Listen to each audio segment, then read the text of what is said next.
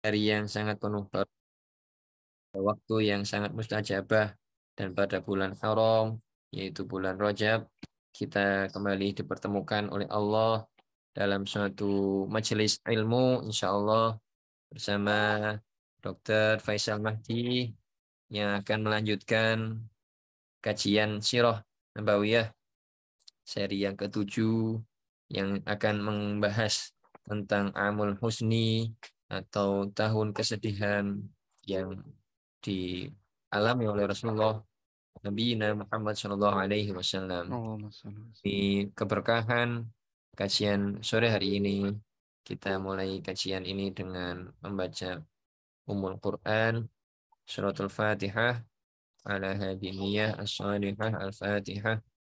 A'udzu billahi minasyaitonir rajim. Allah. Bismillahirrahmanirrahim. Alhamdulillahi rabbil alamin. Iyyaka na'budu wa iyyaka nasta'in. Ihdinas siratal mustaqim. Siratal ladzina an'amta 'alaihim ghairil maghdubi.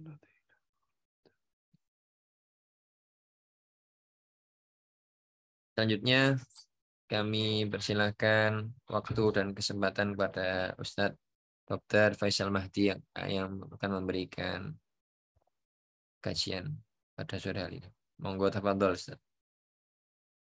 Baik, jazakallah khair. Terdengar dengan jelas ya suara saya? Alhamdulillah terdengar. Alhamdulillah, oke. Bismillahirrahmanirrahim. Assalamualaikum warahmatullahi wabarakatuh. Salam. Alhamdulillah. Alhamdulillahilladzi bini'matihi tatimmus shalihat. Alhamdulillahi hamdan katsiran thayyiban mubarakan fihi kama yuhibbu rabbuna wa yarda. Asyhadu an la ilaha illallah wahdahu la syarikalah wa asyhadu anna Muhammadan abduhu wa rasuluh. Allahumma shalli wa sallim wa barik ala nabiyyina wa habibina wa maulana Muhammadin sallallahu alaihi wasallam wa ala alihi wa ashabihi wa man tabi'ahum bi ihsanin ila yaumiddin. Allahumma inni a'udzubika an adilla au udhal au azilla au uzal au adlima au udlam au ajhala au yujhala alayya. Allahumma inni as'aluka ilman nafi'an wa rizqan wasi'an wa syifaan min kulli da'in wa saqam bi rahmatika ya arhamar rahimin. Amma ba'd. Baik, teman-teman yang dirahmati oleh Allah Subhanahu wa taala, rekan sejawat rahimakumullah. Pertama-tama mari kita panjatkan kehadirat syukur ya, kehadirat Allah Subhanahu wa taala atas segala karunia-Nya, rahmat-Nya, limpahan nikmat-Nya kita masih bisa bermuajah di sini. Allah masih berikan kita kesempatan rizki waktu, rizki usia, rizki materi yang itu sepenuhnya mudah-mudahan bisa kita istiqomahkan untuk bisa kita manfaatkan dalam aktivitas kebaikan. Dan dengan wujud syukur kita ini kepada Allah, harapannya kita lebih jauh bisa mengenal Allah lebih dekat ya. Karena ketika kita bisa lebih dekat mengenal Allah, sesungguhnya kita bisa lebih dekat lagi mengenal diri kita sendiri. Kalau ada yang bilang bagaimana cara kita bisa mengenal diri kita sendiri, maka cara yang paling baik, cara yang paling efektif untuk kita bisa mengenal diri pribadi kita sendiri adalah kita mengenal pencipta kita, yaitu Allah Subhanahu wa taala. Apa maksud Allah menciptakan kita? Apa tujuan utama visi misi Allah menciptakan kita? Apa saja rangkaian yang itu menyelimuti tubuh serta jiwa, pikiran, akal kita? Kita semuanya bertanya kepada Allah. Maksud Allah seperti apa? Sebagaimana yang dituliskan di surat Al-Ma'arij ya, kalau tidak salah. Allah menjelaskan di dalam Al-Quran, Innal insana khuliqa halu'a. Sesungguhnya manusia itu diciptakan dalam keadaan suka berkeluh kesah. Ini Allah menciptakan. Ini fitrahnya manusia itu adalah innal insana khuliqa halu'a. Suka mengeluh ya, suka berkeluh kesah. Contohnya apa? Idza massahu syarru jazua. Apabila ada hal yang buruk atau kesedihan yang menimpa dirinya, niscaya manusia itu akan mengeluh ya, akan berkeluh kesah. Akan apa ya? Ya sedih, berkeluh kesah dan seterusnya. Wa idza mas'aul khairu manu'a illal musallin. kecuali orang-orang yang menjalankan sholat, musolli. Dan tidak hanya sholat, alladzihum ala sholatihim daimun. Mereka yang menjalankan ibadah sholat dengan dawam, ya, yang mendawamkan, baik itu secara khusyuk, secara istiqomah, dan bisa menemukan makna dan rasa di balik sholat tersebut. Sehingga orang itu bisa benar-benar menuangkan kefitrahan berkeluh kesahnya itu di dalam sholat. Allah hadirkan instrumen sholat dalam kehidupan kita. Baik, sholawat serta salam ya, tak lupa kita tetap hadirkan senantiasa hari-hari kita dengan bersolawat kepada Rasulullah SAW atas segala inspirasi kebaikannya, sehingga beliau sempurna menjadi teladan kita bersama. Teman-teman yang dirahmati Allah, rekan sejawat rahimakumullah, pada kesempatan sore hari ini kita akan membahas bab tentang Amul Husni atau tahun duka ya, tahun kesedihan yang menimpa Rasulullah SAW. Tapi sebelum itu, izinkan saya memukadimahi sebuah doa yang ini pasti kita sudah hafal, doa yang pasti kita lantunkan tiap hari. Barusan pun kita mukadimahi buka majelis kita dengan doa ini, potongan surat Al-Fatihah ya. Ihdinas siratal mustaqim, siratal ladzina an'amta 'alaihim, ghairil maghdubi 'alaihim waladdallin. Kita minta kepada Allah tidak kurang 17 kali ya tiap hari kalau kita melaksanakan sholat. Itu minta tambahan hidayah.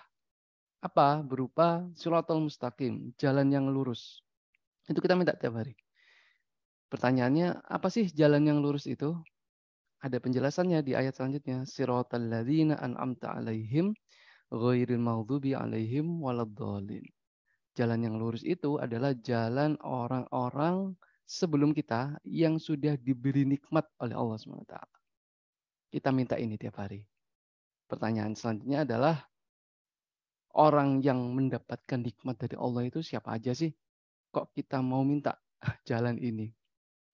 Jalan yang lurus itu jalan kayak gimana gitu ya? Apakah jalan yang lempeng gitu ya, tanpa hambatan sebagaimana jalan tol, kan lurus itu jalan tol. Atau jalan yang mudah, jalan yang enak, jalan yang menyenangkan. Apakah itu jalan yang lurus? Karena jalannya penuh nikmat gitu ya. Nah, ternyata teman-teman, penjelasannya tidak ada di jurus surat Al-Fatihah ini. Orang-orang yang diberi nikmat oleh Allah dan itu kita minta jalannya sebagaimana jalan orang-orang itu sehingga kita bisa mendapatkan nikmat jalan yang lurus itu ada di surat An-Nisa ayat 69. Ini tertuang di dalam kitab tafsirnya Ibnu Katsir ya. Beliau menuliskan orang yang diberi nikmat itu adalah penjelasannya di surat An-Nisa ini. Bisa di ومن يطع الله والرسول فأولئك مع الذين أنعم الله عليهم فأولئك مع الذين أنعم الله عليهم من النبيين والصديقين والشهداء والصالحين وحسن أولئك رفيقا ذلك الفضل من الله وكفى بالله عليما. ya. Jelas ya soundnya ya, mudah-mudahan kedengaran. Sudah ketemu jawabannya? Siapa orang yang Allah beri nikmat itu? Setidaknya ada 4 di surat An-Nisa ayat 69. Ada 4 orang yang itu Allah beri nikmat sempurna dan itu jalannya kita minta setiap hari. Siapa mereka? Adalah para nabi, minan nabiyyin wasiddiqin wasyuhada wassolihin. Adalah para nabi, orang-orang siddiq yang membersami para nabi, yang membenarkan para nabi, orang-orang yang syuhada ya, yang syahid di jalan Allah. Yang keempat adalah orang-orang soleh. Pertanyaan selanjutnya, jalan yang ditempuh 4 orang ini adalah jalan yang enak atau jalan yang nggak enak? Jalan para nabi apakah jalan yang enak? Jalan orang-orang soleh ya, itu jalan yang enak? Ternyata enggak. Ternyata enggak. Mereka menempuh jalan yang terjal, jalan yang penuh dengan tantangan, cobaan. Cobaannya para nabi itu cobaan yang paling hebat, cobaan yang sungguh luar biasa. Kemudian itu kita minta tiap hari. Nah, jadi ternyata teman-teman, setiap harinya itu kita minta jalan yang enggak enak. Makanya ketika kita nanti dalam aktivitas sehari-hari ada sesuatu tidak enak dalam kehidupan kita, ya, jangan-jangan itu adalah pengabulan dari doa kita setiap hari. Lalu kita minta jalan yang nggak enak. Jalannya para nabi, jalan yang nggak enak. Jalannya para orang syuhada, orang berperang di jalan Allah, jalannya nggak enak. Jalan orang-orang soleh, apalagi. Kehidupan orang soleh, kalau kita tahu kisah-kisahnya beberapa guru, ustadz, atau mungkin ulama yang soleh itu luar biasa terjal jalannya. Jadi kita nggak boleh mengeluh, karena kita tiap hari minta ini. Nah, titik poinnya adalah teman-teman, bukan jalan yang berat itu, tetapi an'amta alaihim. Artinya apa? Ketika kita dianugerahi jalan yang berat itu, jalan yang nggak enak itu, an'amta alaihim, kita bisa menikmati. Kita bisa menikmati di tengah-tengah mengarungi jalan yang berat. Itu yang kita minta sebenarnya tiap hari. Dan mudah-mudahan dengan kita mengkaji kehidupan Rasulullah SAW, terutama di bab tentang tahun kesedihan beliau, kita bisa menarik hikmah-hikmah. Bagaimana sih caranya kita bisa menikmati jalan yang nggak enak ini, yang tiap hari kita lalui itu dengan nikmat. Sehingga ya tentu saja kebahagiaan kita dapatkan di dunia. Apalagi nanti terlebih di akhirat pun kita akan mendapatkan kebahagiaan. Oke. Ya izinkan kita ya. Ini judulnya Membersamai Rasulullah di hari-hari terberat beliau. Dan kalau di judul kitab Sirah-Sirah Nabawiyah itu disebutkan sebagai Amul Husni atau tahun duka, tahun kesedihan. Dan ini yang menamai para ulama sirah ya, bukan Rasulullah sendiri yang menyebutkan, tidak. Rasulullah hanya mengalami saja, tetapi di kitab-kitab sirah, di kajian-kajian para ulama, para ahli sejarah menamai bahwa tahun ke-10 kenabian ini tahun 10 kenabian ya, itu dinamai dengan tahun kesedihan. Slide. Ini dimulai dari pertanyaan ibunda kita yaitu Aisyah radhiyallahu anha ketika pasca perang Uhud. Teman-teman kalau tahu perang Uhud ya, itu perang di tahun 3 Hijriah. Itu sudah di Madinah, Rasulullah dan para sahabat melakukan aktivitas perang Uhud yang luar biasa, dan kita tahu hasilnya seperti apa Uhud. Itu muslimin benar-benar terpukul. Ya sebenarnya kondisinya tidak kalah ya, tetapi ya benar-benar terpukul ya. Benar-benar situasi yang sangat berat, terancam sekali di saat itu.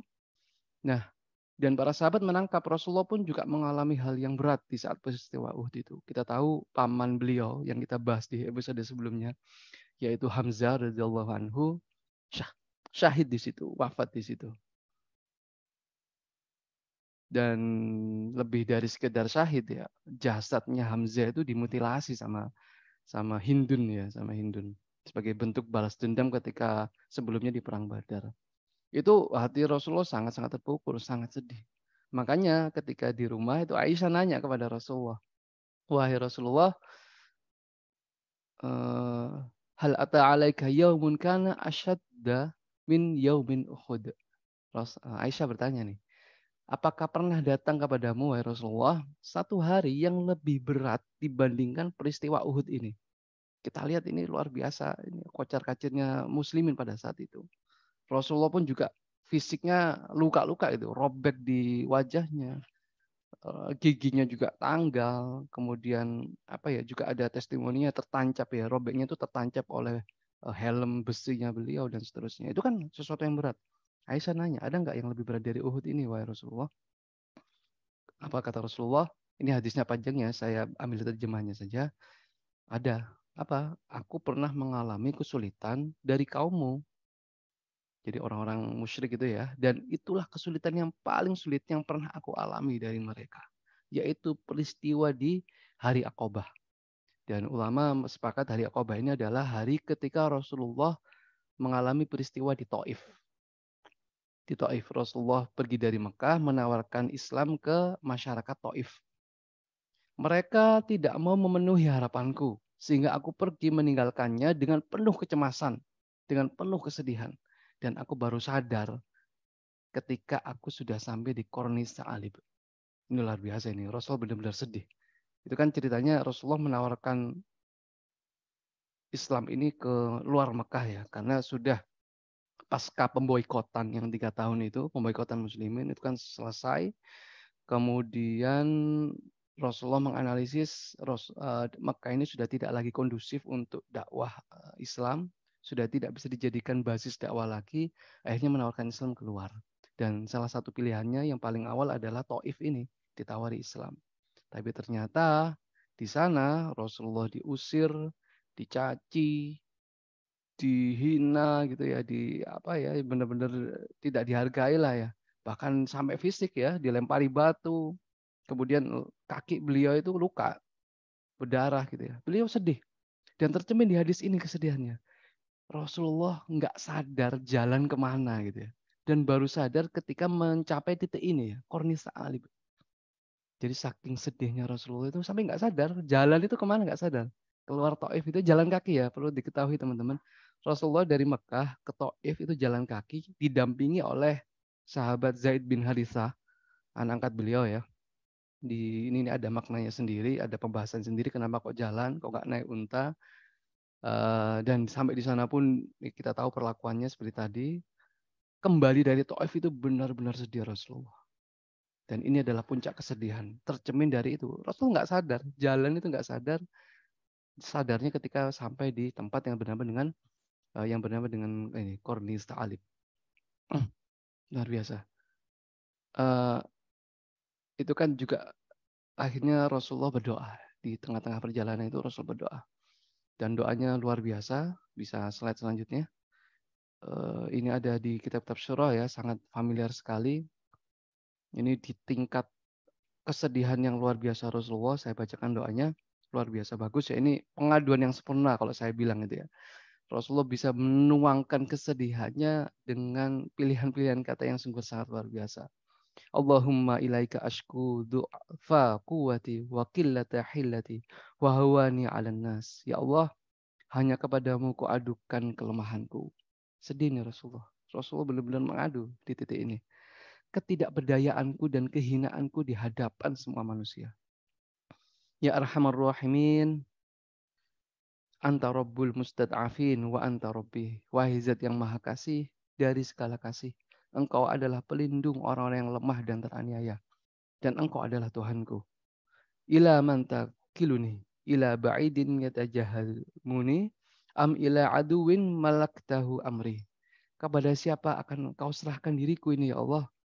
Kepada orang yang asing, orang Taif di sini maksudnya, yang membenciku, yang melempari batuku, atau kepada musuh-musuhku yang akan menguasaiku, kepada orang-orang Mekah yang itu aku tidak kuasa terhadapnya. Slide. Ini luar biasa ini. Walakin, mohon maaf. In lam yakun bika alayya ghadabun fala ubali. Asalkan yang aku terima sekarang ini bukan merupakan bukti murkamu padaku, fala ubali, aku nggak peduli ya Allah. Terserah engkau mau apakan aku, nggak peduli aku ya Allah. Asalkan itu bukan bentuk murkamu padaku. Aku hanya berharap karuniamu yang teramat luas bagiku. Aku berlindung dengan cahayamu yang menerangi segala kegelapan daripada murkamu yang akan engkau timpakan kepadaku. Wala haula wala quwata illa billah. Tiada daya dan upaya kecuali darimu. Luar biasa. Ini Rasul benar-benar mengadu ke titik ini ya, kesedihannya yang paling memuncak. Beliau tuangkan di kata-kata mutiaranya. Dan beliau berdoa kepada Allah. Beliau lemah dan seterusnya dan seterusnya. Nggak peduli gitu ya. Saking sedihnya Rasulullah. Dan ada respon dari Allah ya. Kita tahu ada satu atau dua malaikat gitu ya, penjaga gunung yang siap menimpukkan gunung itu di penduduk Taif. Tetapi Rasulullah, masya Allah ya, dengan kasih sayangnya menolak itu karena beliau berharap meskipun tahu ini berat ya, tetapi dia berharap dari keturunan anak-anak orang-orang Taif itu akan ada generasi yang bisa masuk Islam dan membela Islam. Intinya di sini Rasulullah sedih. Di titik ini Rasulullah benar-benar sedih. Dan ini ya testimoni yang sudah diberikan kepada Bunda Aisyah tadi ya. Ini adalah hari yang terberat bagi Rasulullah. Padahal kita tahu, padahal cuma dilempari kan ya, di Taif kan sama ya, dilempari, dicaci, dihina. Itu kan yang diperlakukan oleh kaum musyrik di Mekah juga, dicekik, dilempari kotoran ketika di Mekah dulu. Kan sebenarnya hal itu adalah hal yang biasa. Tetapi pertanyaannya, kenapa kok Rasulullah menjadikan momen ini menjadi titik kesedihan beliau yang paling tinggi? Slide. Tapi sebelum itu ya teman-teman, slide. Oke, oh ya ini. Ternyata inilah penyebabnya. Bukan satu peristiwa ya. Setidaknya ada 2-3 peristiwa berurutan. Dan itu semuanya nggak enak. Semuanya adalah berat bagi Rasulullah. Dan ini merupakan tumpukan kesedihan. Pasca pemboikotan, itu berat. Sudah berat sekali ya. Secara fisik, materi, habis semuanya muslimin. Rasulullah juga habis. Yang kedua adalah sang paman Abu Thalib wafat. Dan yang ketiga, ibunda kita pun wafat. Istri beliau, pasangan beliau yang paling dikasihi, Khadijah radhiyallahu anha juga wafat. Baru yang keempat terjadi kejadian di Taif. Ini kan sangat berurutan sekali gitu. Sangat berurutan. Ini di tahun yang sama, di tahun 10 kenabian. 2-3 bulan ini ya jaraknya. Dan itu pantas Rasulullah dengan sisi kemanusiaannya itu ya. Rasulullah kan manusia. Makanya Rasulullah bisa kita teladani. Kalau Rasulullah malaikat ya kita bisa berdalih ya enggak ya pantas aja malaikat nggak bisa kita tiru gitu. Tapi Rasulullah manusia dan dengan kemanusiaannya itu beliau bisa sedih. Dan ini adalah puncak kesedihannya. Dan menyinggung tentang bab kesedihan, saya insertkan sedikit. Bisa slide?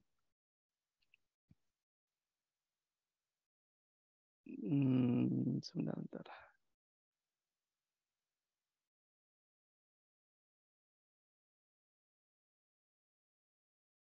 Oke, kita bahas dulu ya tentang ininya. Poin-poin kesedihan apa sih? Sejauh mana sih kesedihan Rasulullah di poin-poin itu tadi gitu ya. Yang pertama adalah wafatnya Abu Thalib. Kita tahu Abu Thalib itu yang merawat Rasulullah sejak usia 8 tahun, sejak kecil Rasulullah. Rasulullah sudah kehilangan ayahnya ketika dalam kandungan. Beliau lahir dalam keadaan yatim, tidak menerima atau tidak menjumpai sosok ayah. Tetapi beliau mendapatkan kasih sayang ayah dari Abu Thalib ini yang paling banyak. Kemudian diasuh, dibesarkan, sampai kapan? Sampai Rasulullah menikah. Kita sudah melewatinya ini ya, bab ini. Dan pasca pernikahan itu pun hubungan antara Rasulullah dengan Abu Thalib tetap dekat. Rasulullah mengangkat anaknya Abu Thalib, yaitu Ali, sebagai anak asuhnya beliau. Diasuh oleh Rasulullah Ali. Dan puncaknya ya, ketika Rasulullah menjadi nabi, Abu Thalib berada di garis depan memimpin keluarganya Bani Hashim dalam membela Rasulullah dan membuat Rasulullah bisa leluasa berdakwah di Mekah sampai pemboikotan. Dan Rasulullah melewati ini semua kan karena konsistensi dari Abu Thalib itu yang melindungi Rasulullah meskipun atas nama asobiyah ya, bukan atas nama iman ya. Dan usia Abu Thalib saat itu menginjak angka 80-an. 80-an tahun, sudah sangat tua sekali. Sampai di titik ini wafatnya Abu Thalib cukup memukul diri Rasulullah. Dan ini wajar ya, dari sisi keluarga, kedekatan, yang mengasuh, dan seterusnya, yang melindungi itu sedih aja sudah wajar. Tetapi yang membuat Rasulullah lebih terpukul adalah Abu Thalib itu wafat dalam keadaan tidak beriman. Abu Thalib wafat dalam keadaan musyrik. Padahal Rasulullah itu sangat menginginkan pamannya ini masuk Islam. Sangat menginginkan. Ya bagaimana enggak? Beliau itu orang baik. Abu Thalib itu orang baik. Menyayangi Rasulullah, membela Rasulullah. Tinggal satu poin yang belum diraih Abu Thalib. Masuk Islam. Dan ini Rasulullah sangat berkeinginan itu. Jangankan pamannya ya. Kalau kita tahu ya, sebenarnya Rasulullah itu pingin semua umatnya itu masuk surga. Dan ini kan yang diingatkan oleh Allah ya. Allah menegur. Enggak Muhammad. Enggak sampai di situ tugasmu. Wa ma alaika illal balagh. Tugasmu itu hanya menyampaikan, hanya memberi nasihat lah. Lalu urusan mereka beriman atau tidak, itu bukan urusanmu, itu bukan tugasmu. Jadi sebesar apapun ambisimu, ya, mereka tidak akan beriman semuanya. Ya, ini pada orang lain, ya. Kalau pada pamannya ya luar biasa. Rasulullah sangat ingin. Ini contoh paling nyata, teman-teman. Kita ini tidak bisa mengendalikan hati manusia, apalagi hati orang lain. Kita tidak bisa memastikan orang lain itu mengikuti apa yang kita inginkan dan menerima apa yang kita kehendaki. Enggak. Kita hanya berkewajiban seoptimal mungkin agar seseorang itu mudah menerima hidayah. Kita hanya ikhtiar gitu ya, sabar. Urusan hidayah itu menjadi rahasia Allah. Kurang apa kedekatan Rasulullah dengan Abu Thalib? Kurang apa coba? Tetapi Rasulullah tidak kunjung bisa membuat Abu Thalib sang paman itu beriman. Rasulullah itu kan kita tahu memiliki daya magnet yang sangat luar biasa. Seseorang yang pertama kali berjumpa dengan Rasulullah, ngobrol, itu pasti akan tertarik sama Rasulullah. Pasti. Kata-katanya, pilihannya, karismanya, dan seterusnya. Tetapi kenapa kok tidak dengan Abu Thalib?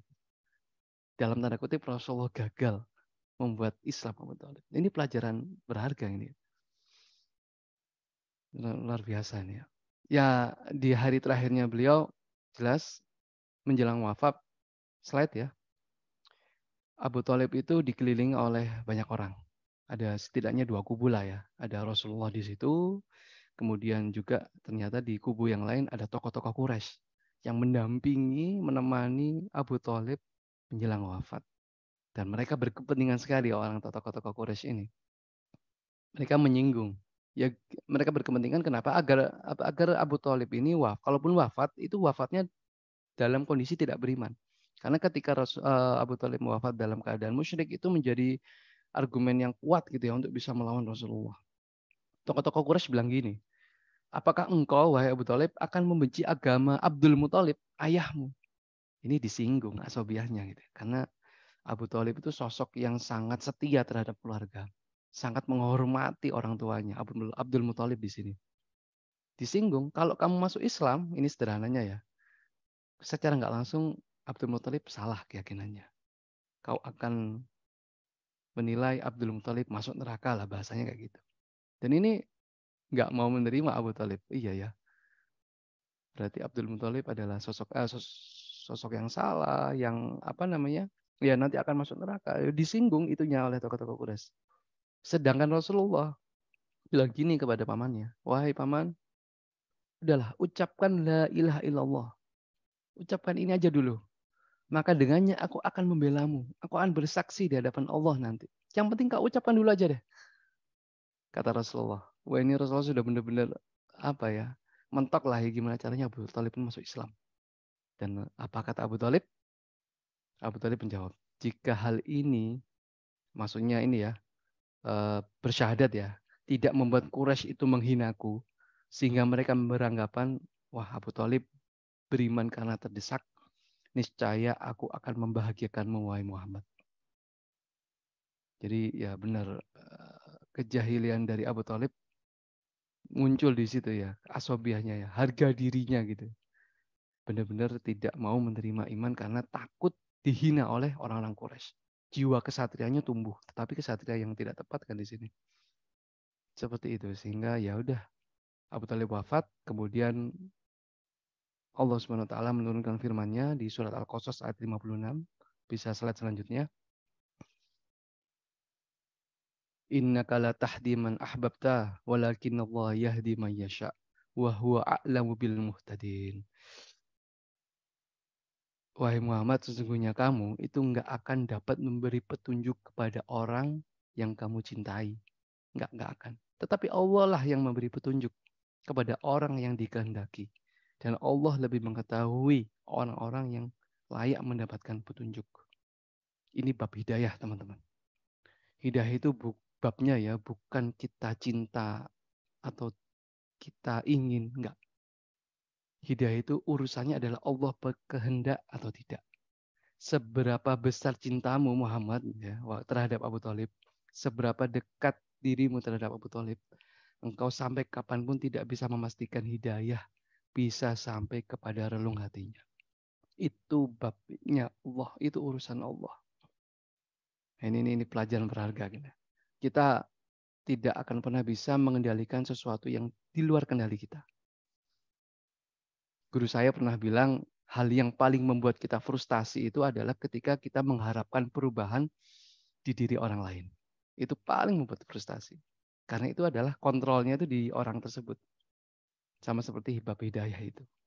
Tentu saja ini, yaitu tadi, menjadi pukulan berat buat Rasulullah. Slide. Balasan terbaik untuk kafir terbaik. Wah, ini dalam ini ya. Coba, siapa orang kafir yang lebih baik dari Abu Thalib? Nggak ada. Abu Thalib itu berbuat baik kepada orang yang terbaik. Orang yang paling mulia. Khairullah. Kekasihnya Allah. Itu Abu Thalib berbuat baik kepada Rasulullah. Itu pun mendapatkan balasan. Abbas bertanya ya kepada Rasulullah, balasan apa yang engkau berikan kepada pamanmu, yaitu Abu Thalib ya, bukankah dia melindungimu dan membelamu? Ini jawaban yang getir bagi Rasulullah. Ya. Rasulullah menjawab, dia berada di bagian terdangkal neraka, bagian permukaan neraka. Ya gimana neraka ya teman-teman ya. Gimana neraka masih ya terdangkal ya, hum fiha khalidun, mereka kekal di sana. Andai kata bukan jasanya padaku, niscaya dia berada di dasar neraka yang paling dalam. Apa nggak sedih Rasulullah ini? Jelas terpukul berat di sini. Itu satu. Yang kedua adalah slide ya, ditinggal wafat Khadijah. Ditinggal wafat Khadijah. Ini nggak usah kita bahas ya, ntar tambah berurai-urai ya air mata kita, karena sedikit kita bahas sudah ya di bab tentang pernikahan beliau ya, di bernikahnya Khadijah dengan Rasulullah. Tapi pada intinya ya jelas ini tambah membuat Rasulullah menjadi pilu ya. Kenapa? Karena sampai Rasulullah nanti menikah dengan istri-istri yang lain, testimoninya adalah Rasulullah tidak mendapatkan pengganti yang lebih baik dari Khadijah. Slide. Karena apa? Karena Khadijah ini bisa beriman atau mampu memilih beriman di kala yang lain kufur. Itu yang pertama. Yang kedua, Khadijah ini percaya kepada Rasulullah ketika orang-orang yang lain itu mendustakan. Yang ketiga, Khadijah memberikan hartanya seluruhnya. Kita tidak temui riwayat bagaimana atau berapa jumlah warisannya Khadijah. Nggak ada. Kita tahu Khadijah itu sangat kaya sekali ya. Itu nggak ada warisannya. Hanya rumahnya itu aja yang mungkin teman-teman kalau umroh bisa mengunjungi ya. Jadi perpustakaan atau museum kita hari ini. Rumahnya Khadijah yang ditinggali juga oleh Rasulullah dulu. Diberikan semua hartanya. Di saat yang lain, orang-orang yang lain ini tidak mensupport harta kepada Rasulullah. Dan yang keempat, Rasulullah mendapatkan keturunan dari Khadijah. Dan itu tidak didapatkan dari istri-istri yang lain. Oh ini sampai di titik ini ya jelas.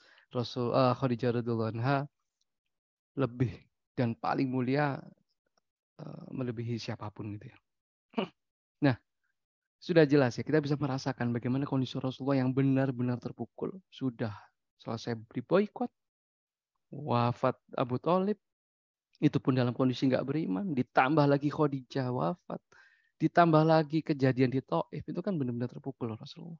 Jelas, sangat-sangat berat kondisi Rasulullah pada saat itu.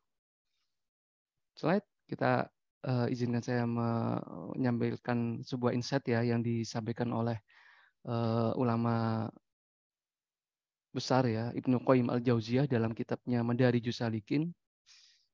Kitab apa ya, Madarijus Salikin itu adalah tangga-tangga perjalanan menuju Allah SWT. Di kitab itu Ibnu Qayyim menjelaskan bahwa kehidupan manusia itu banyak sekali pos-pos. Pos ketaatan, pos tobat, pos istighfar, dan seterusnya untuk menuju Allah SWT. Nah, di antara pos-pos itu ada yang namanya pos kesedihan. Dan perlu diketahui pos-pos itu semuanya pasti dilalui oleh manusia. Nah, kita lihat bagaimana penjelasan Ibnu Qayyim terhadap pos kesedihan itu. Adapun tempat kesedihan ialah tempat yang tidak diperintahkan untuk kita untuk singgah di sana. Walaupun setiap orang yang berjalan pasti akan melewatinya. Kita temui di Al-Quran pun juga banyak perintah-perintah kita nggak boleh sedih. Wala yahzunkal ladzina yusari'una fil kufur. Contohnya, nggak boleh sedih. La tahzan, innallaha ma'ana. Nggak boleh sedih. Slide. Ibnu Qayyim melanjutkan, dan rahasianya mengapa kesedihan itu dilarang ya. Karena tidak ada untungnya dan maslahatnya bagi hati kita. Dan sesuatu yang disenangi setan ialah kesedihan. Karena akan menghentikan seluruh aktivitas orang beriman. Apalagi dalam perjalanan itu adalah perjalanan kebaikan. Itu benar-benar pasti berhenti. Orang sedih itu akan bisa benar-benar berhenti gitu ya. Entah itu nanti teman-teman yang paham terkait tentang kejiwaan pasti tahu lah gejalanya seperti apa orang sedih. Stop gitu ya. Dan ini dihindari dalam agama kita. Meskipun uniknya yaitu tadi, pasti kita akan melalui kesedihan itu. Pasti akan kita melalui. Bahkan orang terbaik, termulia yang pernah ada di dalam sejarah kehidupan manusia, Rasulullah SAW pernah mengalami kesedihan. Maka dari itu Allah Subhanahu Wa Taala langsung mencoba untuk mengangkat kesedihan Rasulullah dengan menghadirkan berbagai macam hiburan-hiburan. Dan ini sungguh sangat luar biasa, rentetan hiburan yang akan dialami oleh Rasulullah. Slide. Yaitu peristiwa Isra Mi'raj. Hiburan menyejukkan pada puncak kesedihan.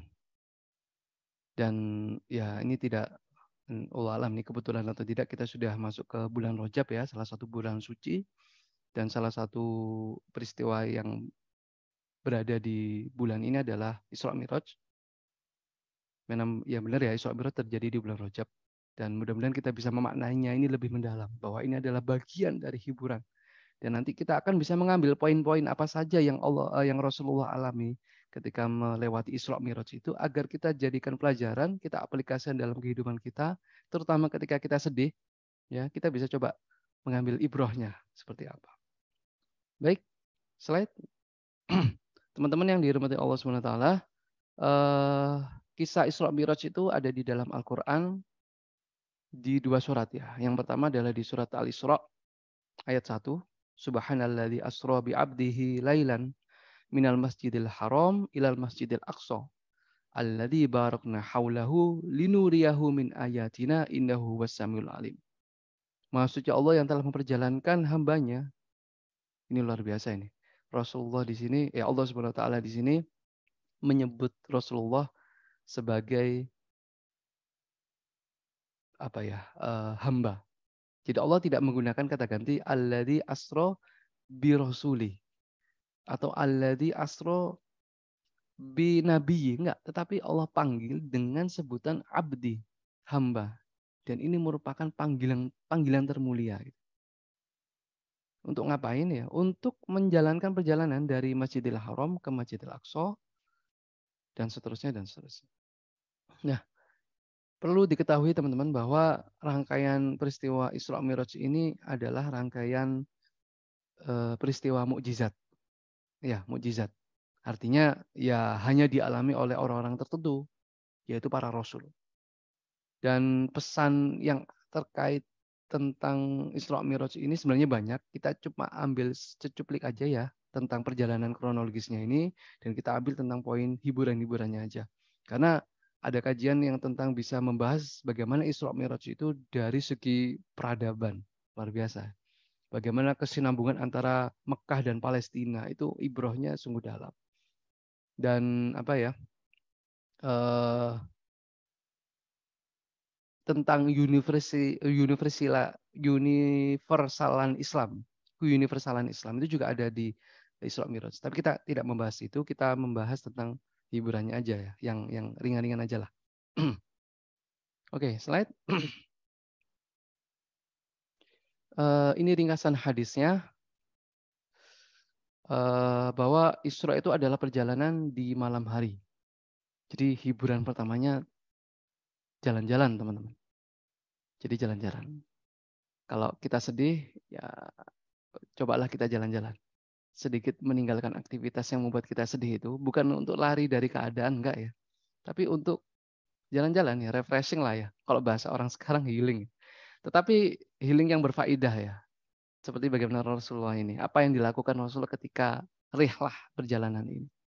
Kita coba nanti ungkap satu persatu. Isra ini perjalanan di malam hari, lailan ya. Dan ini Lailan di sini bukan sepanjang malam, enggak, tapi hanya sebagian malam aja. Hanya beberapa saat aja, ya. Enggak satu malam full, enggak. Jadi Rasulullah itu berangkat perjalanan saat orang-orang masih tertidur, terlelap, dan kembali ketika orang-orang belum bangun. Dan Rasulullah diperjalankan dengan jasad dan ruhnya sekaligus. Jadi fisiknya juga berjalan. Soalnya ada anggapan bahwa Isra Mi'raj itu hanya ruhnya saja. Enggak. Para ulama sepakat, dan ini yang paling kuat, bahwa fisik jasadnya Rasulullah juga ikut menjalankan aktivitas perjalanan ini. Jadi tidak di alam mimpi gitu, enggak. Sepanjang perjalanan ditempuh, itu Rasulullah ditemani oleh Jibril dan menaiki kendaraan yang disebut dengan buraq. Rasulullah naik buraq. Berarti kan ada fisiknya gitu ya, ada kendaraannya. Buraq ini adalah kendaraan sejenis kuda tapi lebih kecil dari kuda, mirip keledai tapi lebih besar dari keledai. Dan buraq itu diikat gitu ya. Rasulullah menjalankan aktivitas yang mengikat. Dan nggak mungkin kalau hanya diikat itu roh doang, nggak mungkin. Jadi benar-benar fisiknya. Slide. Setibanya di Al-Aqsa, di Masjidil Aqsa, ya, Rasulullah mengikat buraq di luar pintu masjid. Nah ini ya sudah kita bahas. Dan Rasulullah sholat di Masjid Al-Aqsa mengimami seluruh para nabi yang Allah hidupkan pada malam itu. Ini sekali lagi ini mukjizat ya, nggak bisa dinalar.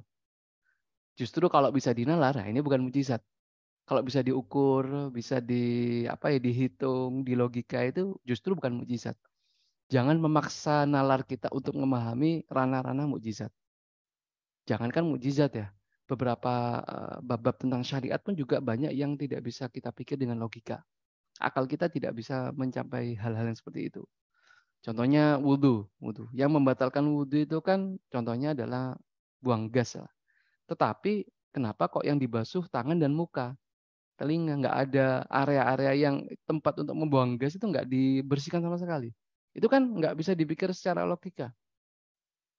Apalagi bab tentang mukjizat itu apalagi nggak bisa. Mukjizat itu adalah ijaz, artinya ketidakberdayaan. Allah ingin menunjukkan sesuatu bahwa kejadian ini luar biasa, di luar dayanya manusia. Manusia nggak akan bisa nyampe kekuatannya, keberdayaannya itu bisa mengukur peristiwa mukjizat itu.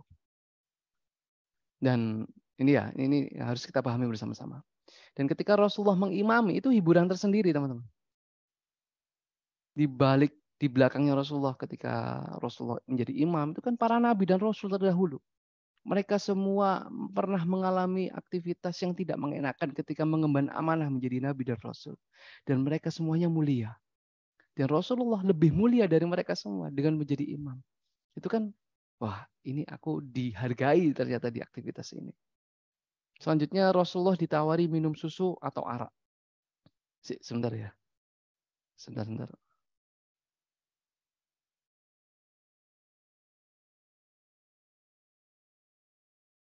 Oke, Afan, nyalain lampu.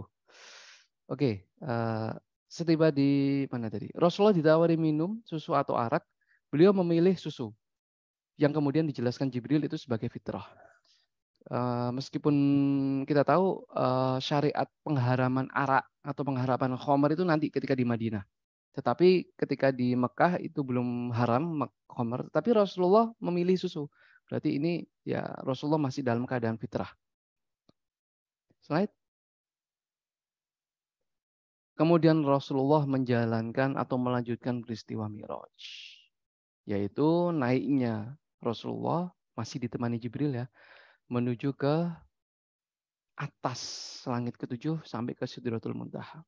Dalilnya ini ya teman-teman di surat An-Najm ayat 13 sampai 16 sampai 18 juga sebenarnya. Saya potong sampai 16. Walaqad ra'ahu nazlatun ukhra inda Sidratul Muntaha. Sesungguhnya Rasulullah Nabi Muhammad telah melihat Jibril pada waktu yang lain yaitu di Sidratul Muntaha, di peristiwa Mi'raj ini. Indaha jannatul ma'wa. Di dekatnya ada surga. Ternyata surga itu di dekatnya Sidratul Muntaha. Idza yaghsha sidrata ma yaghsha. Ketika Sidratul Muntaha diliputi oleh sesuatu yang meliputinya. Jadi Rasulullah mengalami peristiwa Mi'raj. Jibril menunjukkan wujud aslinya di peristiwa itu. Dengan kedua sayapnya. Kalau teman-teman tahu ya, Jibril itu sayapnya itu luar biasa. Jika dibentangkan, sayapnya Jibril itu menutupi seluruh ufuk lah bahasanya. Bukan bumi ya, ufuk alam itu. Timur sampai barat semuanya tertutup. Luar biasa, sangat besar sekali Jibril. Ini kan, jadi Allah itu sederhana ya. Allah itu sebenarnya sederhana banget ya. Kalau mau ngapa-ngapain dunia itu sebenarnya Allah sangat sederhana. Kita itu terlalu kerdil ya, terlalu sombong. Kita terlalu aman atas takdir Allah. Jika Allah mau ya tinggal nyuruh Jibril aja untuk ngepuk-ngepukin bumi, itu kan beres langsung bumi. Dan Rasulullah tahu Jibril itu sosok yang sangat kuat. Dan kenapa Rasulullah, kita tahu bahwa Rasulullah itu pemaaf ya. Kenapa Rasulullah itu menjadi sosok yang pemaaf? Karena beliau berada di posisi yang kuat. Bersama Jibril, bersama Allah. Sifat pemaaf itu hebat kalau yang bersangkutan itu berada di sisi yang kuat, di pihak yang kuat. Jika lemah, ya itu bukan pemaaf namanya, tapi takut. Jika mereka tidak membelanya, kata Allah ya, aku yang akan membelanya. Jibril yang akan membelanya. Illa tansuruhu faqad nasarahullah. Lihat, bayangkan. Jibril yang kayak sebesar kayak gitu, itu sebenarnya selesai gitu ya. Kalau kita terlalu sombong, terlalu zalim, merusak bumi, nggak adil, aduh, terlalu angkuh itu siapa gitu ya. Allah tinggal ngutus Jibril sebenarnya sudah selesai. Slide. Nah ini teman-teman luar biasa nih. Di slide lagi ada tingkatan ininya. Oke. Rasulullah itu Mi'raj itu melewati 7 lapisan langit. Dan tiap langit itu ada gerbangnya, ada pintunya. Dan Rasulullah itu tidak masuk kecuali diizinkan oleh malaikat yang menjaga pintu itu. Ketika Jibril mengajak Rasulullah naik, di langit pertama ada pintu, menuju langit pertama ada pintu, diketuk pintu itu oleh Jibril. Kemudian Jibril bertanya, malaikat yang menjaga pintu bertanya kepada Jibril, siapa di luar sana? Aku Jibril. Jibril, engkau bersama siapa? Nggak tahu ini malaikatnya ini, ceritanya nggak tahu. Aku bersama dengan Muhammad. Jibril menjawab. Lihat, respon dari malaikat penjaga pintu itu. Waqad bu'isa ilaih. Apakah Muhammad telah diutus? Ini maksud pertanyaan ini apa sih sebenarnya? Apakah Muhammad telah diutus? Ternyata malaikat itu tahu tentang pengutusan Rasulullah. Tapi malaikat itu yang di langit belum tahu kapan Rasulullah diutus dan kapan Rasulullah mengalami peristiwa Mi'raj. Makanya pertanyaan itu berulang. Ketika naik ke langit yang kedua ada penjaga malaikat di pintu di situ juga. Waqad bu'isa ilaihi. Siapa yang diutus?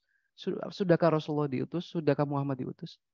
Di langit ketiga juga ada yang menanyakan lagi. Di langit keempat sampai ketujuh setiap malaikat bertanya. Dan mereka semua tahu bahwa Rasulullah suatu saat akan diutus. Itu artinya apa, teman-teman? Ternyata semua penghuni langit sudah tahu tentang sosok Rasulullah. Semua penghuni langit itu telah menunggu momen terindah ya di alam semesta ini. Yaitu ketika Rasulullah Muhammad SAW diutus sebagai utusan Allah dan menjalankan peristiwa Mi'raj. Semua penghuni langit merindukan Rasulullah. Peristiwa Mi'raj ini kan terjadi ketika Rasulullah sudah tidak memiliki ruang gerak lagi di Mekah. Dihabisi di Mekah. Setelah Rasulullah kita tahu tadi diusir di Taif, dilempari batu, diludahi sampai Rasulullah berdarah dan seterusnya. Bayangkan. Di bumi yang sempit itu ya, dibandingkan dengan alam semesta. Itu sampai langit ketujuh gitu ya Rasulullah naik perjalanannya. Kita hidup di ruang yang teramat kecil ternyata teman-teman. Di antara miliaran planet gitu ya. Bahkan miliaran galaksi. Ya Rabbi ya Karim. Rasulullah tidak memiliki ruang gerak di Mekah, nggak memiliki. Rasulullah diusir. Semua orang di sekitarnya sudah tidak memberikan kesempatan Rasulullah lagi untuk sekedar menjelaskan apa itu la ilaha illallah. Tapi ketika beliau naik ke atas, Rasulullah baru menyadari bahwa Semua penghuni langit yang seluas itu ternyata menyebut namanya dan merindukannya. Au qad bu'itsa ilaih. Ini pelajaran besar. Kalau memang diri kita ini terlalu nempel di bumi gitu ya, nempel di materi gitu ya. Memang sesak hidup ini. Tapi kalau kita bisa memastikan diri kita perlahan-lahan naik ke atas, kita membawa persoalan kita ini yang kita anggap berat ini ke atas, kita naikkan. Ketika pintu bumi ini sudah tertutup untuk kita ya. Coba kita ketuk pintu langit. Ini hiburan yang sangat luar biasa bagi Allah, bagi Rasulullah SAW. Ketika Rasulullah ke atas, itu kan ngelihat bumi juga kan ya nanti. Ternyata bumi itu kecil ya. Ternyata penderitaan-penderitaan di sana itu kecil ya. Ternyata kalau kita bawa ke sini itu terlalu luas keindahan itu. Terlalu besar keagungan Allah. Sekali lagi ini pelajaran luar biasa. Ketika kita terlalu nempel ke bumi, ya habislah hidup kita gitu ya. Kelar hidup kita yang cuma sebentar ini ya, 60 sampai 70 tahun. Masuklah Rasulullah naik ke langit pertama. Di situ Rasulullah bertemu dengan Nabi Adam alaihissalam. Ayahanda kita semua. Rasulullah disambut dengan hangat di situ ya. Marhaban ya ibni soleh. Selamat datang wahai anakku yang soleh. Masya Allah. Kemudian Rasulullah meninggalkan langit pertama, menuju langit kedua, bertemu dengan Nabi Isa ya dan Nabi Yahya di sana. Disambut oleh Nabi Isa dan Nabi Yahya. Marhaban ya Nabi soleh. Marhaban ya akhu soleh. Selamat datang wahai Nabi yang soleh. Kata beliau ya. Selamat datang wahai saudaraku yang soleh. Rasulullah berjumpa dengan Nabi Isa. Rasulullah menatap wajahnya Nabi Yahya. Yang selama ini hanya diceritakan oleh Allah di dalam Al-Quran. Rasulullah kali ini berjumpa. Nabi Isa itu terancam dibunuh. Disalib. Nabi Yahya itu wafatnya ada yang meriwayatkan dipenggal lehernya. Dan Rasulullah tidak sampai di titik itu. Bisa ya menangkap perasaannya. Rasulullah sedih, dihinakan di bawah. Tapi ketika melihat ketemu dengan Nabi Isa. Ini Nabi yang dikhianati oleh kaumnya. Nabi yang dikejar-kejar kaumnya mau disalib. Gitu ya. Melihat Nabi Yahya. Ini Nabi yang dipenggal kepalanya oleh kaumnya. Masya Allah. Tetapi mereka semua dimuliakan oleh Allah dengan mendudungi langit yang kedua. Itu hiburan tersendiri. Teman. Ya nggak sampai situ. Ada di langit ketiga ketemu dengan Nabi Yusuf. Disambut sama Nabi Yusuf. Marhaban ya ibni soleh. Marhaban ya akhun soleh. Selamat datang wahai saudaraku yang soleh. Selamat datang. Nikmati perjalanan ini. Gitulah sederhananya. Nabi Yusuf. Rasulullah berjumpa dengan Nabi Yusuf. Kalau kita baca surat Yusuf, ya, kisahnya Nabi Yusuf, itu kan lebih banyak nggak enaknya daripada enaknya. Ya nggak? Sudah dibully sama keluarga ininya, saudara-saudaranya. Dicemplungin ke sumur. Nyawanya jelas terancam gitu. Dijual, dijadikan budak. Bayangkan. Setelah itu menjadi pembantu pelayan, dikhianati, difitnah juga oleh ini ya, perempuan pembesar itu ya. Imratul Aziz. Kemudian dipenjara juga. Dan Rasulullah tidak sampai mencapai titik ini sebagaimana yang dialami oleh Nabiullah Yusuf alaihissalam. Enggak. Rasulullah terhibur juga di sini. Ini Nabi Yusuf, Masya Allah. Cobaannya sungguh sangat luar biasa dan Nabi Yusuf mendapatkan tempat yang mulia. Naik lagi ke langit yang keempat, ketemu dengan Nabi Idris. Disambut juga dengan Nabi Idris. Naik lagi ketemu dengan Nabi Harun dan Nabi Musa di langit kelima dan langit keenam. Ketemu Nabi Musa juga disambut. Marhaban ya Nabi Soleh. Marhaban ya saudaraku yang soleh. Rasulullah berjumpa dengan Nabi Nabi Musa. Nabi Musa ini sempat nangis ketemu dengan Nabi Muhammad. Kenapa nangis? Karena Nabi Musa ini iri kepada Nabi Muhammad. Karena Nabi Musa sedih karena umatnya itu lebih sedikit yang masuk surga ketimbang umatnya Nabi Muhammad. Ya Allah ya Rabbi ya Karim. Nabi Musa itu menghadapi masyarakat yang melelahkan lah ya. Bani Israel itu masyarakat yang melelahkan. Kita baca kisah-kisahnya gitu ya. Di Al-Quran luar biasa ya. Ngeselin atau pokoknya menjengkelkan, susah diubah. Nabi Musa mau masuk ke Palestina aja itu nggak mau mereka. Nyantai-nyantai, duduk-duduk, harus dihukum lagi dan seterusnya. Dan Nabi Musa iri. Dan Nabi Muhammad SAW tidak mengalami seperti yang dialami oleh Nabi Musa. Sahabatnya Rasulullah kita tahu nanti luar biasa mereka. Loyalitasnya itu sungguh sangat tidak bisa kita bayangkan bagaimana sahabat-sahabat Rasulullah. Kemudian naiklah Rasulullah ke langit yang ketujuh. Ini luar biasa teman-teman. Ini spesial. Ada Nabi Ibrahim di situ. Dan Nabi Ibrahim menyambut dengan agak berbeda.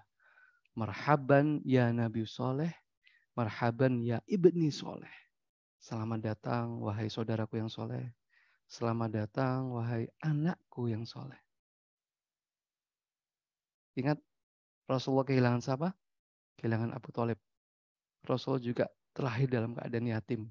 Rasulullah tidak pernah mendapatkan sosok ayah dalam kehidupannya. Tetapi di sini Allah mencoba untuk menghadirkan sosok-sosok yang bisa memberikan kasih sayang seorang ayah kepada Rasulullah. Dan salah satunya adalah Ibrahim. Rasulullah sedih ditinggal Abu Thalib, sosok ayah penggantinya ya. Tetapi ternyata di langit ketujuh Rasul disambut oleh ayahnya sendiri, yaitu Nabi Ibrahim. Itu bagikan. Jadi Nabi Ibrahim itu duduk nyantai gitu ya. Di belakangnya itu ada Baitul Makmur ya teman-teman kalau tahu. Baitul Makmur itu adalah bangunan di langit ketujuh yang itu setiap harinya diisi oleh 70.000 malaikat untuk beribadah di Baitul Makmur itu. Di mana malaikat itu ketika sudah beribadah di Baitul Makmur itu tidak kembali lagi. Jadi setiap hari 70.000, besok 70.000 malaikat yang baru, besok 70.000 malaikat yang baru. Masya Allah. Nah, Nabi Ibrahim itu duduk nyantai gitu ya, senderan di Baitul Makmur. Ngobrol sama Nabi Muhammad SAW. Apa yang diobrolin? Yang diobrolin adalah bukan bab tentang apa yang sedang dikerjakan oleh Rasulullah di dunia, enggak ya. Yang diobrolin adalah yang pertama Nabi Ibrahim menitipkan salam kepada kita. Sampaikan salamku kepada umatmu wahai Muhammad. Sampaikan salamku. Beritahu mereka bahwa surga itu debunya harum. Obrolannya obrolan surga. Ayah sama anak itu obrolannya obrolan tentang keimanan. Surga, ngomongin surga. Surga itu kau ketahui wahai Muhammad, surga itu wanginya harum. Debunya harum, anginnya segar, airnya segar. Surga itu datar luas. Dan kau ketahui tanamannya adalah subhanallah, walhamdulillah, la ilaha illallah, Allahu Akbar. Itu menjadi tanaman kita nanti di surga. Itu Nabi Ibrahim ngobrol sama Rasulullah. Enggak ngobrol sesuatu yang berat, strategi dakwah. Wah, enggak. Ini kan perasaan Rasul pasti akan terhibur dengan luar biasa. Bertemu dengan ayahnya sendiri.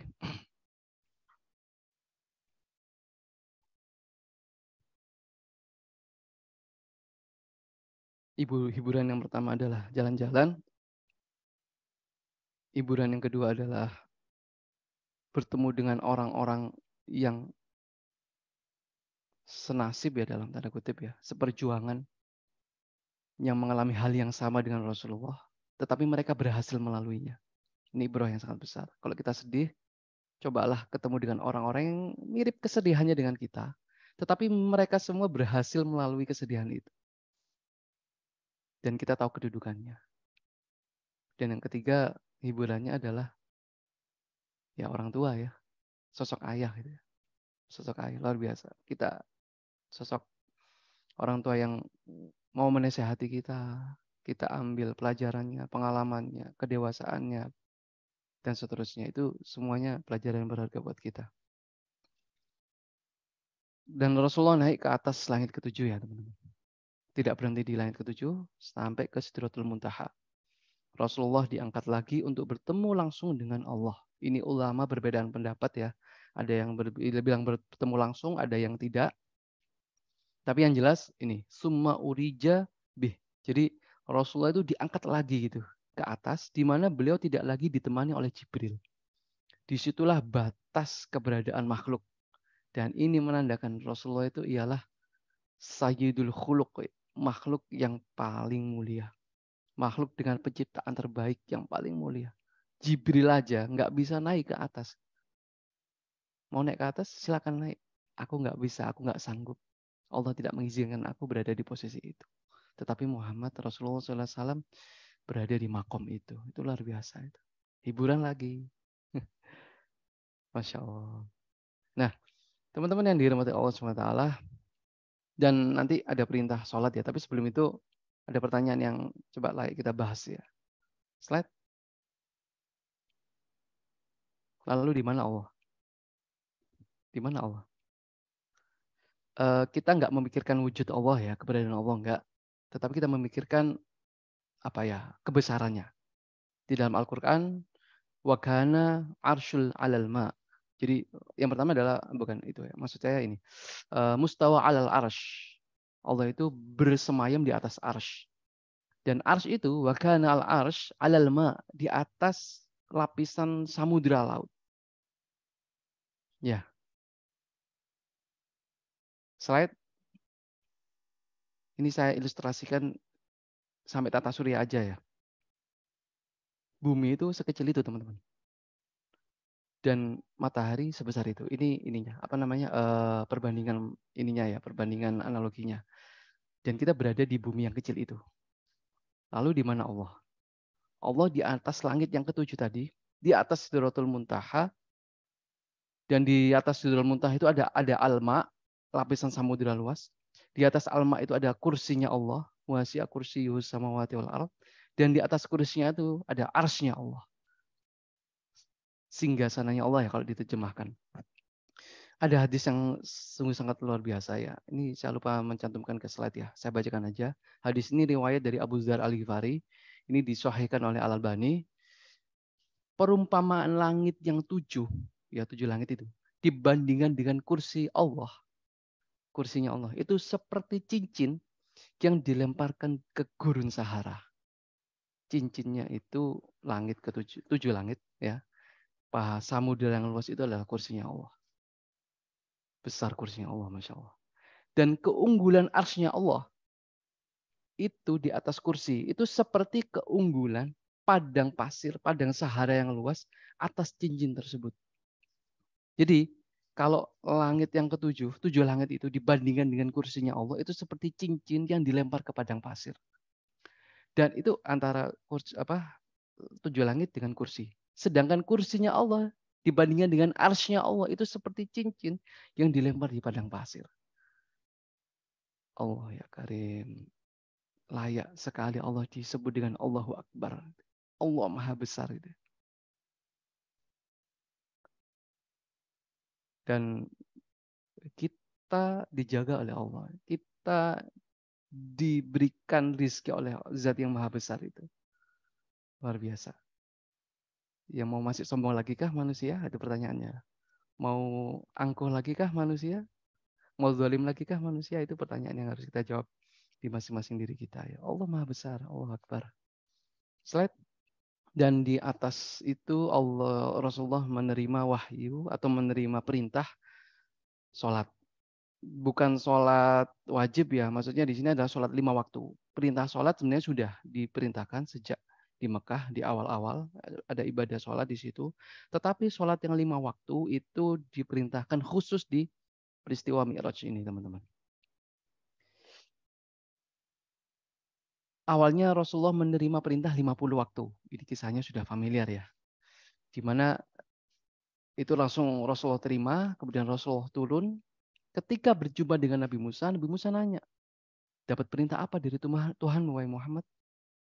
Sholat. Berapa waktu sholat? 50 kali sholat. Kembalilah ke Tuhanmu. Mintalah keringanan. Bahasa kita ya, mintalah diskon. Umatmu nggak akan kuat. 50 waktu. Ya iyalah. Bayangkan. Dalam 24 jam, kalau kita sholat 50 waktu, itu kan setiap setengah jam kita sholat. Setiap setengah jam sholat. Kapan tidurnya? Rasulullah balik. Dipotong lagi oleh Allah menjadi 45. Ketemu Nabi Musa. Berapa? 45. Kembali lagi. Umatmu nggak akan kuat.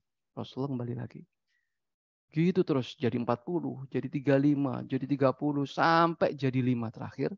Rasulullah turun ketemu Nabi Musa bertanya, jadi berapa sholatnya? 5 waktu sholat. Apa kata Nabi Musa? Kembali lagi, balik lagi. Umatmu nggak akan pernah sanggup sholat 5 waktu. Allah ya Karim. Nabi Musa paham kita ternyata. Nabi Musa paham kita. Berat ya teman-teman ya. Sholat 5 waktu itu berat. Allah Akbar. Apa kata Rasulullah? Aku udah malu. Aku sudah terlalu malu. Minta diskon lagi nggak mau, nggak mau. Itu sudah ketetapan. Ya Allah sudah menetapkan akhirnya yang 5 waktu itu, di mana satu waktu itu atau satu kali amalan itu bisa berlipat 10 menjadi satu sholat menjadi 10. Jadi ketika 5 waktu itu senilai dengan 50 kali. Jadi satu-satunya perintah Allah di sini ya teman-teman yang diberikan secara khusus adalah sholat. Khususnya ada sholat 5 waktu. Dan ini adalah puncak hiburan. Atau kalau bahasa saya sih oleh-oleh lah ya. Yang diterima oleh Allah SWT, yang diterima oleh Rasulullah dari Allah SWT. Puncak hiburannya adalah sholat. Seperti tadi ya sudah jalan-jalan, ketemu para nabi dan rasul, ketemu ayahnya, menikmati pengalaman spiritual di luar sana yang sungguh sangat luar biasa, itu sudah hiburan. Tetapi puncak hiburannya adalah sholat ini. Ada apa di sholat itu ya? Ada apa? Sedikit kita bahas secara ya singkat aja lah ya tentang sholat. Ada setidaknya 3 poin di sini teman-teman. Yang pertama adalah slide ya di surat apa ini ya? Kita hafal semua lah ya. Surat Al-Fatihah ya. Ini kita baca. Kalau nggak baca ini kita nggak sah sholatnya. Ternyata teman-teman, ketika kita membaca surat Al-Fatihah dan itu khusus kita baca di waktu sholat ya, itu ternyata direspon oleh Allah SWT. Allah menjawab setiap untayan ayat yang kita baca, langsung Allah respon. Di hadis riwayat Ahmad, slide.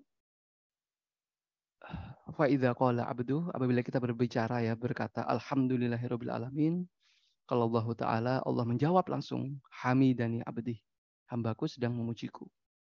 Kemudian kita berkata lagi, ar-Rahmanir-Rahim, kalau Allah Ta'ala, Allah langsung menjawab, asna alayya abdi, hambaku memujiku untuk yang kedua kalinya.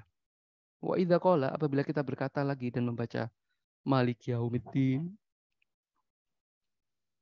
Allah langsung menjawab juga, majjadani abdi, hambaku mengagungkan diriku.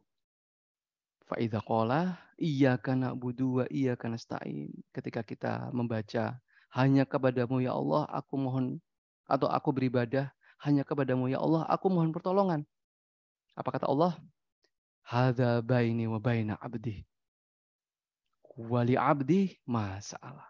Ini, iya karena budu karena nasta'in, adalah bentuk pernyataan, perjanjian, ikatan antara aku dengan hambaku. Itu langsung direspon oleh Allah. Dan untuk hambaku, masalah. Seluruh apa yang ia inginkan, aku penuhi. Seluruh persoalannya, aku berikan jawaban. Itu satu. Ada dialog terjadi di sini. Dan bukankah Rasulullah merindukan dialog itu gitu kan ya? Rasulullah dialog dengan Allah di atas sana. Kemudian ketika membawa perintah sholat dan Rasulullah sholat, ternyata Rasulullah juga melanjutkan dialog itu di dalam surat Al-Fatihah.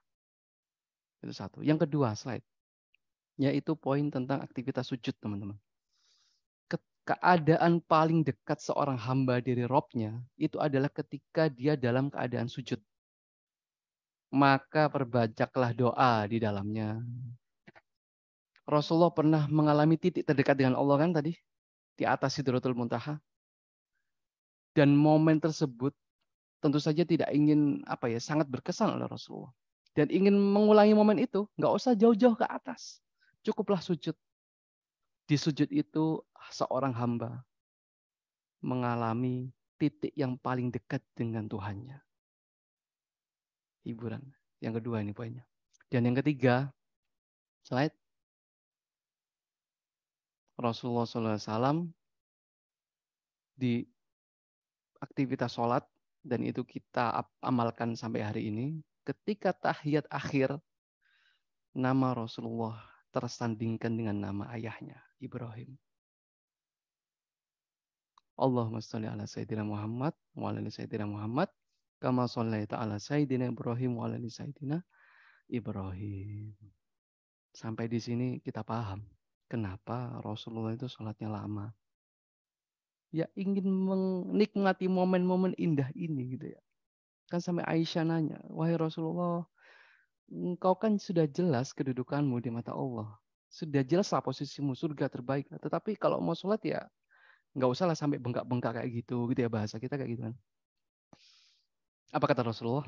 Wahai Aisyah, tidak bolehkah aku menjadi hamba yang bersyukur? Jadi Rasulullah itu sholat itu bukan mengadu, tapi bersyukur.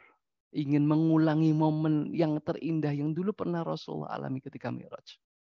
Ketika Rasulullah sedih, ya sholat aja sebenarnya. Di sholat itu instrumennya sudah Allah hadirkan. Rasulullah langsung berdialog dengan Allah. Rasulullah mendapatkan posisi atau mendapatkan keadaan terdekat dengan Allah SWT. Dan yang terakhir Rasulullah pun menyebut nama Ibrahim. Dan Rasulullah bernostalgia dengan momen itu. Sempurna kebahagiaan. Jadi tidak ada celah lagi Rasulullah untuk tidak bahagia. Ingat ihdinas siratal mustaqim tadi di Muqaddimah.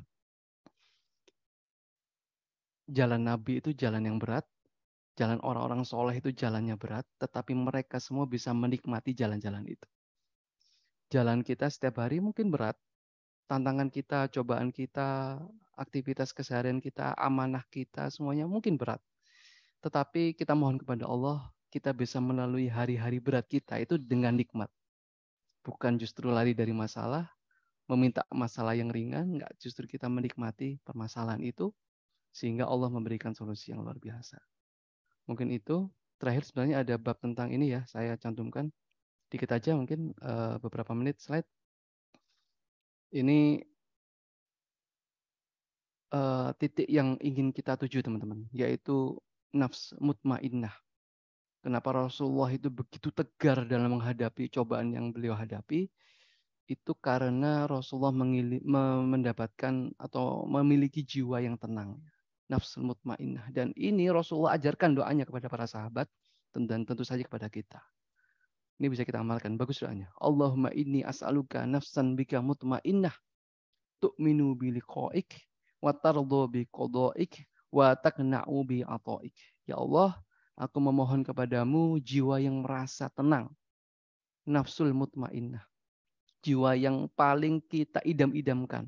Karena dengan jiwa ini kita harapkan Allah memanggil nama ini. Ya ayah Tuhan nafsul mutmainnah. Irji'i ila rabbiki radiyatan mardiyah. Ayo, jiwa-jiwa yang tenang, kembali yuk. Kembali ke surga, tempat tinggalmu. Itu kan harapan kita kan seperti itu. Dan ini kita minta, ya Allah anugerahilah kami jiwa-jiwa yang tenang. Nafsul mutmainnah. Apa itu? Ada 3. Tu'minu bi liqa'ik, yang yakin akan bertemu denganmu. Wa tardhu bi qada'ik, yang ridho terhadap seluruh keputusanmu, ketetapanmu.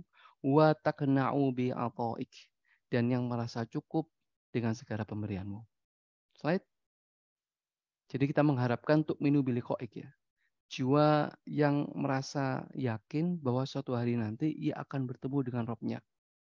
Jiwa yang memiliki kejelasan tujuan. Clarity of purpose ya. Jadi yang membuat kita galau, gelisah itu kan karena kita nggak jelas tujuannya mau kemana. Ikut arus saja gitu ya. Semakin jelas itu seseorang itu memiliki jiwa atau hati yang damai, lebih damai. Ketika tujuannya sudah jelas, yaitu mencari perhatian Allah, karena kita semua akan kembali kepada Allah, maka mereka tidak akan pusing apa yang dikatakan oleh manusia. Yang dicari itu adalah perhatian Allah, bukan perhatian manusia. Karena satu sebab yang membuat diri ini menderita, karena kita terlalu sibuk mendengarkan apa kata orang. Kita terlalu khawatir dan dipusingkan dengan apa yang dikatakan orang terhadap kita. Sampai kita lupa apa pandangan Allah terhadap kita. Nah, dengan doa ini mudah-mudahan Allah membimbing kita. Yang kedua adalah poinnya slide, wa tardhu bi qada'ik. Jiwa yang selalu ridho atas segala keputusannya yang Allah tetapkan. Orang beriman itu selalu bisa menerima atau mencari keindahan atas segala yang ditetapkan oleh Allah terhadapnya. Mereka yakin Allah itu Maha Penyayang, yakin tidak pernah zolim kepada hambanya. Selalu menemukan keindahan atas setiap takdir yang dibebankan kepada hambanya itu. Umar bin Khattab pernah berkata, aku nggak peduli apa ya yang menimpaku saat ini, aku nggak peduli apakah itu susah, senang, aku nggak peduli. Karena aku nggak tahu mana di antara keduanya yang susah dan yang senang itu yang baik untuk aku. Hanya Allah yang tahu. Dan ini luar biasa, Ali bin Abi Thalib pernah menasihati, ketika Allah mengabulkan doaku, aku bahagia. Tetapi ketika Allah tidak mengabulkan doaku, aku lebih bahagia. Kenapa? Karena yang pertama adalah pilihanku, dan yang kedua adalah pilihan Allah. Dan pilihan Allah itu jauh lebih indah, jauh lebih baik dari pilihan kita. Dan yang terakhir adalah wa taqna'u bi ata'ik, jiwa yang selalu merasa cukup dengan apa yang Allah berikan.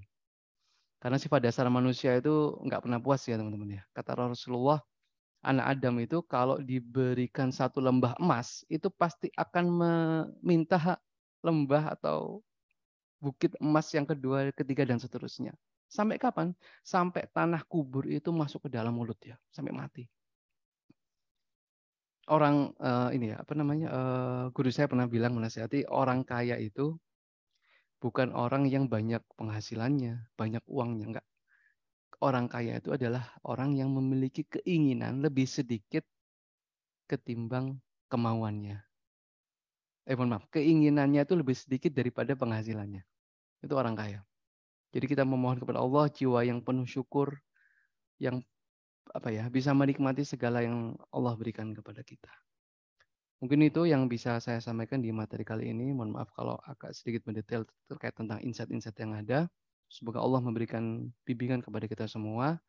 Dan insya Allah di pertemuan selanjutnya kita, kalau Allah izinkan berjumpa kembali, kita masuk ke bab transisi Mekah dan Madinah ya. Ada bab hijrah sebenarnya, tetapi bab hijrah ini bab yang panjang, tidak kita bahas, tapi kita membahas bagaimana Rasulullah mempersiapkan hijrah, kemudian Rasulullah mempersiapkan Madinah menjadi basis aktivitas dakwah Rasulullah. Itu mungkin mudah-mudahan bisa bermanfaat buat kita semua. Saya kembalikan kepada moderator. Wallahu ta'ala alam bisawab. Alhamdulillah, jazakallah khair Ustaz Dr. Faisal Mahdi atas pemaparan yang sangat detail dan sangat runtut mengenai seri ke-7 ini. Itu Amul Husni, izinlah kami untuk membersamai Rasulullah di waktu-waktu yang cukup berat bagi Rasulullah, yaitu tahun ke-10 Hijriah. Alhamdulillah, kemudian Allah memberikan suatu hiburan pada Nabi kita Muhammad SAW, sehingga kita pun sebagai umatnya pun ikut terhibur dengan terhiburnya Rasulullah Muhammad SAW dalam tahun kesedihan yang dilalui oleh beliau. Monggo, silakan hadirin apabila ada ingin bertanya, berdiskusi, mengkonfirmasi, atau berpendapat, silakan boleh secara langsung atau melalui kolom chat. Yang penting ini ada anak saya. Monggo.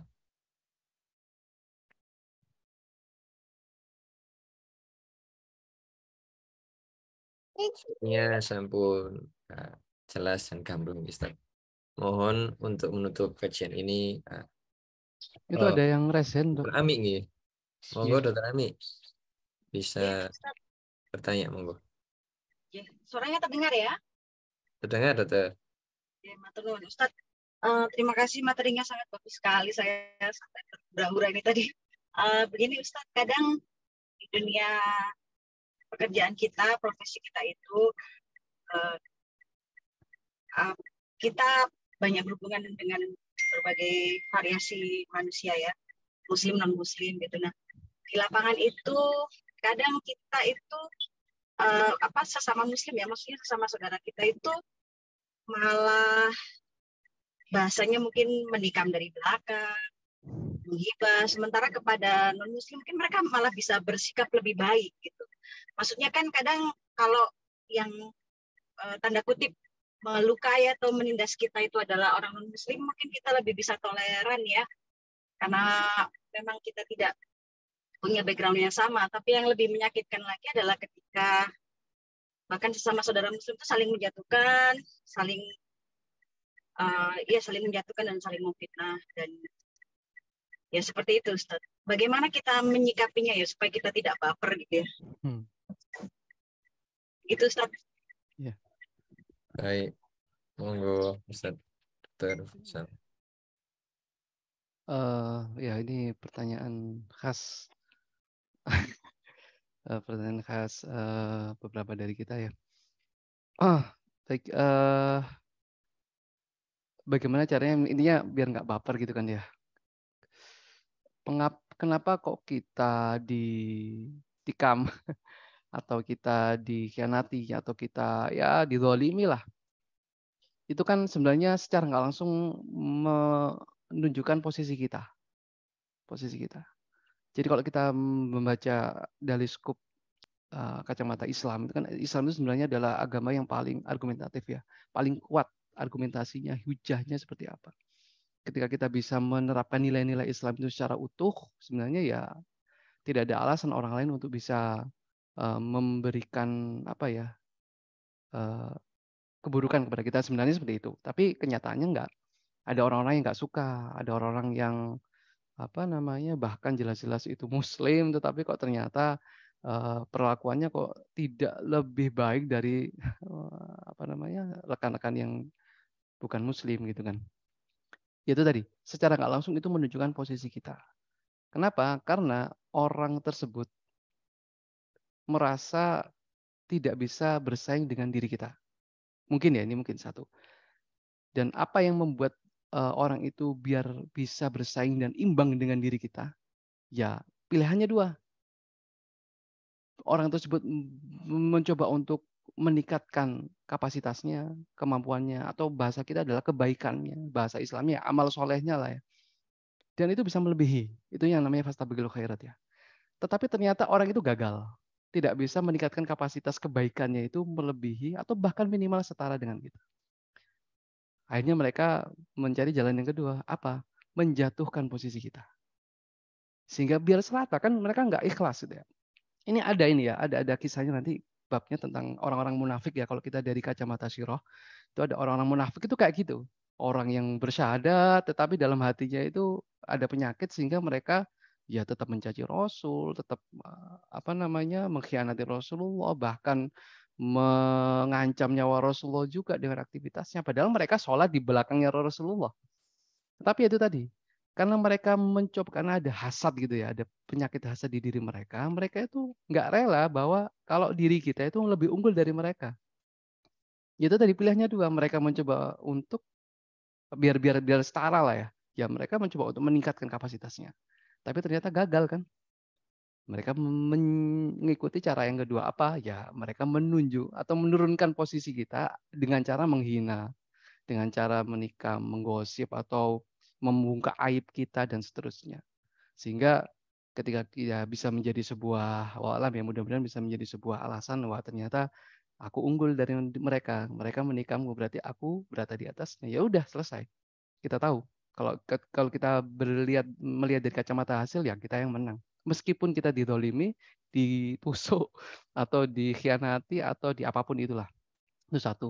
Yang kedua, ada kaidah dalam diri di Islam ya, apabila kita mendapatkan perilaku yang tidak baik ya kayak dizolimi gitu, sebenarnya kita mendapatkan pahala gratis loh itu, tanpa amal dari kita, ya enggak? Ya, pahala gratis.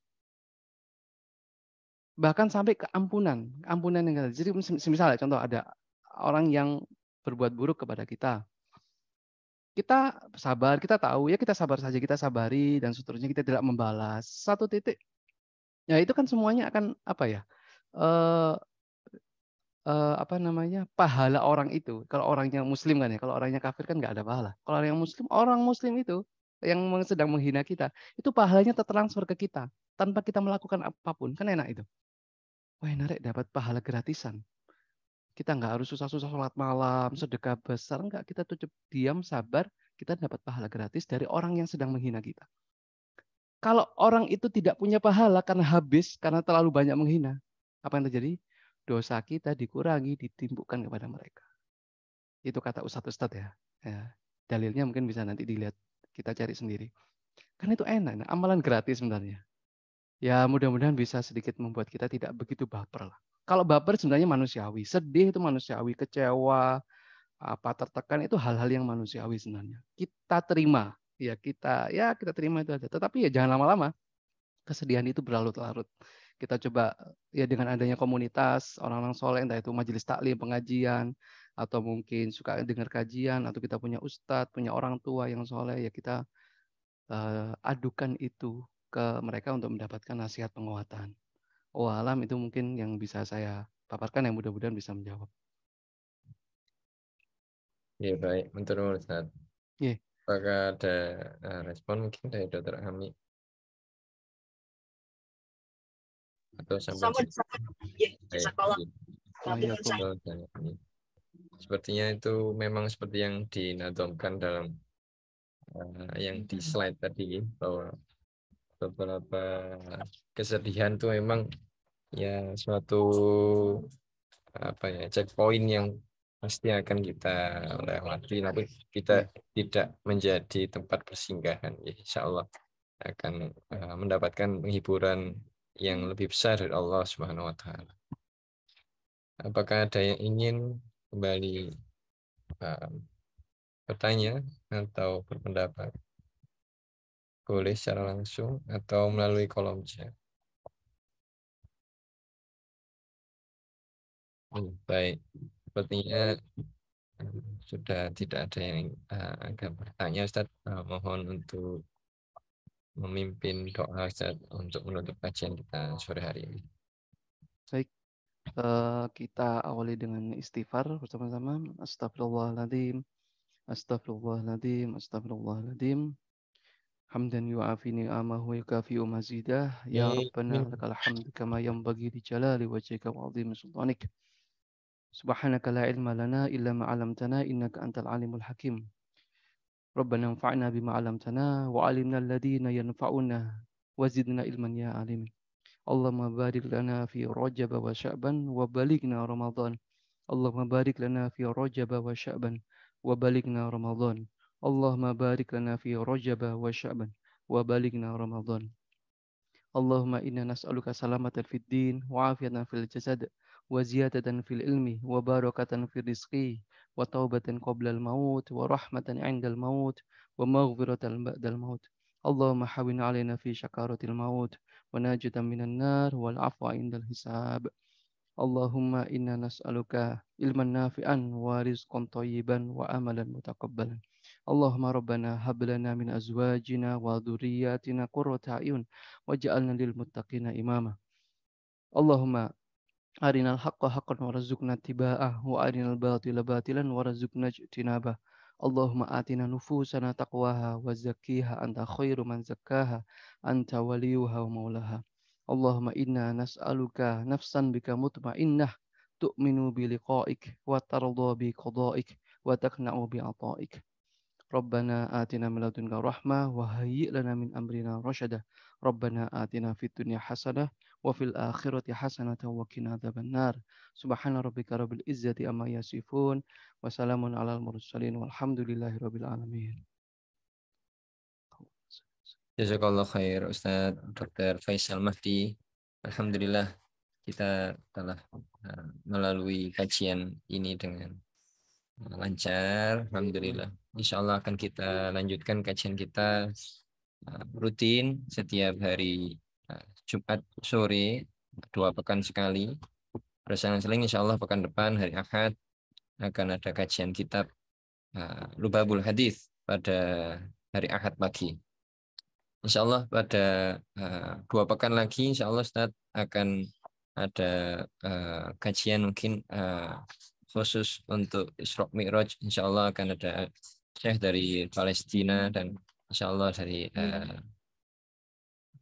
kajian ini membahas tentang hari Isra Mi'raj dan hari Palestina, insya Allah. 2 pekan lagi, Ustaz. Insya Allah kajian sirah akan kita lanjutkan setelah itu, ya, Ustaz. Insya Allah. Yeah. Matur sangat, kita akhiri dengan bacaan alhamdulillah, alhamdulillah. Istighfar, doa kafal majelis. Bismillahirrahmanirrahim. Subhanakallahumma wa bihamdika asyhadu an la ilaha illa anta astaghfiruka wa atubu ilaik. Terima kasih dan mohon maaf. Monggo dapat bergabung di grup WA untuk tidak tertinggal kajian kita yang berikutnya, insyaallah. Terima kasih dan mohon maaf. Ihdinas syiratal mustaqim. Wassalamualaikum warahmatullahi wabarakatuh. Matur sangat, Ustaz. Ya, sama-sama, Afwan.